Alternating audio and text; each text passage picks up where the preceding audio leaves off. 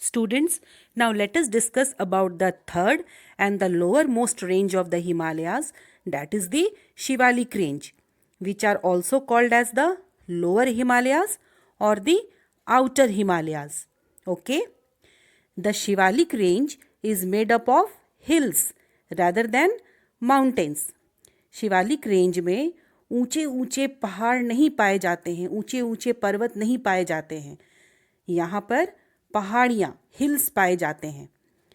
These ranges are composed of small and loose sediments brought down by the rivers from the Himadri range.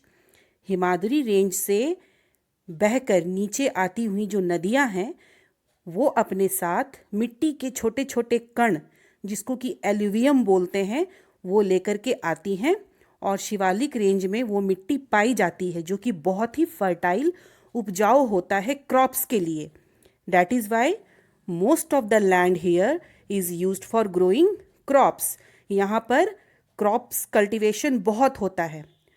और कौन कौन से crops होते हैं यहाँ पर? राइस, पोटैटोज एंड मेज. Okay. The Shivalik range, which is the southernmost part of the Himalayas, have hills. The slopes of these hills are covered with thick forests and a variety of wildlife is found here. The slopes of these hills are used for terrace farming, which is also called as step farming. Children, hills पर यानी कि पहाड़ियों पर flat land तो होता नहीं है, ठीक है. तो फार्मर्स क्या करते हैं, पहाड़ियों पर ही उसकी जो स्लोप्स है उसको काट काट कर बड़े बड़े स्टेप्स या टेरेस बना लेते हैं, which allows farmers to cultivate crops on these steps और स्लोप्स ऑफ द हिल्स.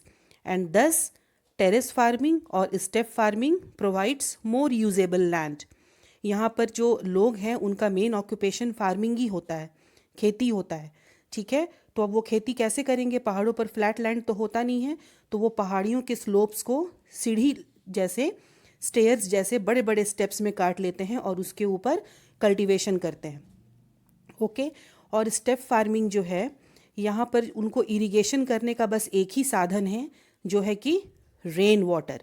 और जब रेन होता है तो पहाड़ियों के स्टेप्स से होते हुए वो हर स्टेप्स को इरिगेट करता हुआ आता है, सिंचाई करता हुआ आता है, ठीक है. तो इससे पानी भी बर्बाद नहीं होता है और सॉइल इरोजन भी कंट्रोल होता है, क्योंकि जब वो पानी स्टेप बाय स्टेप बहते हुए नीचे आता है तो उसके साथ साथ मिट्टी अगर बहती भी है तो वो दूसरे स्टेप पे जा कर के जमा हो जाती है, ठीक है. तो these steps slows down the speed of rain water and thus prevent the damage to the crops. Crops को जो रेन वाटर है वो हानि भी नहीं पहुंचाता है बिकॉज ऑफ दीज स्टेप्स. और क्या फ़ायदा है, सॉइल इरोजन भी इससे कंट्रोल रहता है, ठीक है. तो आई होप कि you have understood about the terrace और step farming. Okay children, now let us discuss about the Terai region. Terai region is a low lying area at the foot of the Himalayas. जहाँ पर पहाड़ियाँ ख़त्म होती हैं वहाँ पर नीचे फ्लैट एरिया शुरू हो जाता है. These area lie to the south of the Shivalik range, that is at the foot of the hills. और ये फ्लैट एरिया होते हैं, ये बहुत मार्शी और स्वैम्पी होते हैं, मतलब यहाँ पर पानी भरा हुआ होता है, दलदल जैसा होता है, और ये फर्टाइल भी होते हैं, ठीक है. अब यहाँ पर स्वैम्पी और मार्शी क्यों है, क्योंकि यहाँ पर हेवी रेनफॉल होता है. बादल जो है पहाड़ियों से टकराती हैं यहाँ, और यहाँ पर हेवी रेनफॉल होता है, और बारिश का पानी जो हिल से होता हुआ नीचे आता है तो यहीं पर जमा हो जाता है, ठीक है. तो ये स्वैम्पी एरिया होता है, मार्शी एरिया होता है, बहुत फर्टाइल भी होता है, और यहाँ पर बहुत सारा कल्टीवेशन होता है like rice, wheat and sugarcane. Okay.